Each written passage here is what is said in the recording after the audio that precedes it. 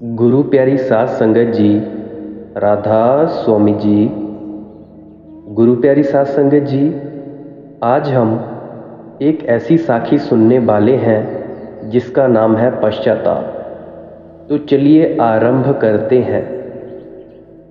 एक नगर में एक जुलाहा रहता था। वह स्वभाव से अत्यंत शांत, नम्र तथा वफादार था। उसे क्रोध तो कभी आता ही नहीं था। एक बार कुछ लड़कों को शरारत सूझी। वह सब उस जुलाहे के पास यह सोचकर पहुँचे कि देखें इसे गुस्सा कैसे नहीं आता। उनमें से एक लड़का धनवान माता पिता का पुत्र था। वह वहाँ पहुँचकर बोला, यह साड़ी कितने की दोगे? जुलाहे ने कहा, 10 रुपये की। तब लड़के ने उसे चिढ़ाने के उद्देश्य से साड़ी के 2 टुकड़े कर दिए और एक टुकड़ा हाथ में लेकर बोला, मुझे पूरी साड़ी नहीं चाहिए, मुझे तो यह आधी साड़ी ही चाहिए। इसका क्या दाम लोगे? जुलाहे ने बड़ी ही शांति से कहा, 5 रुपये। लड़के ने उस टुकड़े के भी और 2 भाग किए और फिर दाम पूछा। जुलाहा अब भी शांत था। उसने बताया, 2.5 रुपये। लड़का उसी प्रकार साड़ी के टुकड़े करता गया। अंत में वह बोला, अब मुझे यह साड़ी नहीं चाहिए, यह टुकड़े मेरे किसी काम के नहीं।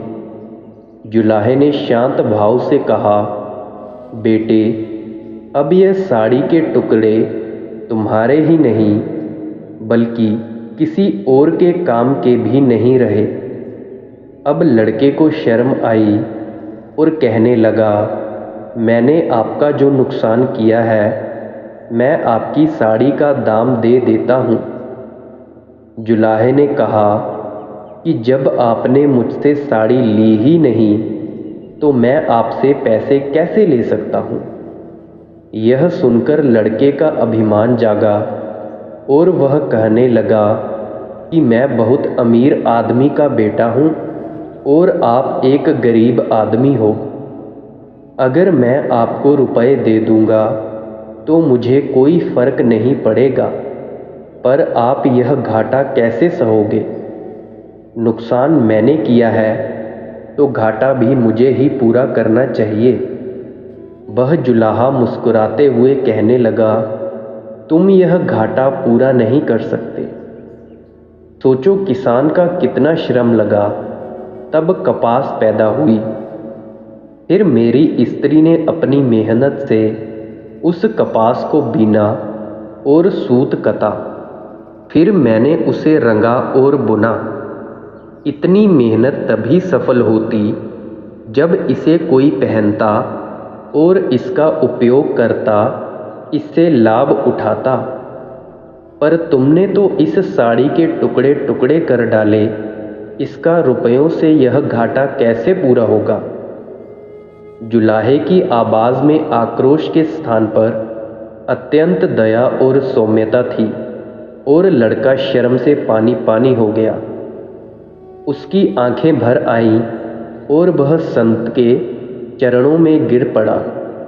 तब जुलाहे ने बड़े प्यार से उसे उठाकर उसकी पीठ को थपथपाते हुए कहा, बेटा, यदि मैं तुम्हारे रुपए ले भी लेता तो उसमें मेरा काम चल जाता, पर तुम्हारी जिंदगी का वही हाल होता जो उस साड़ी का हुआ है।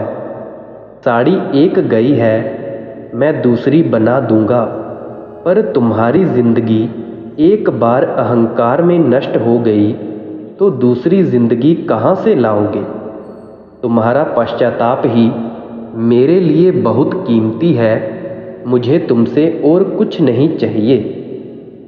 गुरु प्यारी साध संगत जी, इस साखी से हमें यह शिक्षा मिलती है कि संत बड़ी ऊंची समझ वाले होते हैं। जो संत, जिन जुलाहों का हमने इसमें जिक्र किया है, ये कोई और नहीं थे, ये संत कबीर थे। हमारा भी हाल कुछ उस लड़के की तरह ही है। हमारा मन भी उस लड़के की तरह घमंडी हो गया है।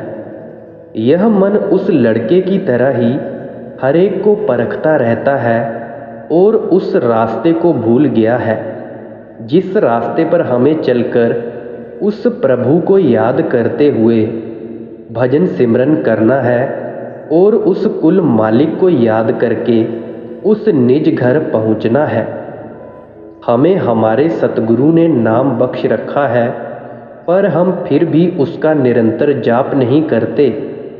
हमें अपने मन को काबू में रखकर इससे भजन सिमरन करवाना चाहिए, ताकि जिस कार्य के लिए हम इस संसार में आए हैं वह कार्य हमारा पूर्ण हो सके। इसीलिए कुल मालिक को हर रोज़ याद करो, मन को अच्छे रास्ते पर लाकर इससे सिमरन करवाओ। जब तक यह मन अच्छे रास्ते पर नहीं चलेगा तब तक हम आध्यात्मिक कमाई में आगे नहीं बढ़ सकते। इसीलिए हमें अपने मन में पश्चाताप की भावना रखते हुए इस संसार में रहते हुए आगे बढ़ते रहना है। पश्चाताप से हमारे मन में निम्रता आएगी और यह झुकना सीखेगा। जब यह झुकना सीख गया तो यह अपने आप ही परमार्थ के रास्ते पर आगे बढ़ता जाएगा और हमारा सच्चा मित्र बन जाएगा। जब मन हमारा मित्र बन गया तो फिर हमें किसी से डरने की कोई ज़रूरत नहीं है। फिर हम उस मुकाम को आसानी से हासिल कर सकते हैं जिसके लिए हमें यह मनुष्य जामा मिला है। जब लग तेल दीबे मुख बाती, तब सूझे सब कोई। तेल जले बाती ठहरानी, सूना मंदिर होई। यानी जब तक दिए में तेल है और बाती जल रही है तब तक उजाला है। अर्थात जब तक श्वास है और आत्मा शरीर में है तब तक सब कुछ अपना है। जब तेल खत्म हो जाता है और बाती जलना बंद कर दे तो खाली दिया रह जाता है। अर्थात जब श्वास खत्म और आत्मा शरीर से निकल जाती है तो सूना शरीर रह जाता है। गुरु प्यारी साध संगत जी, राधा स्वामी जी।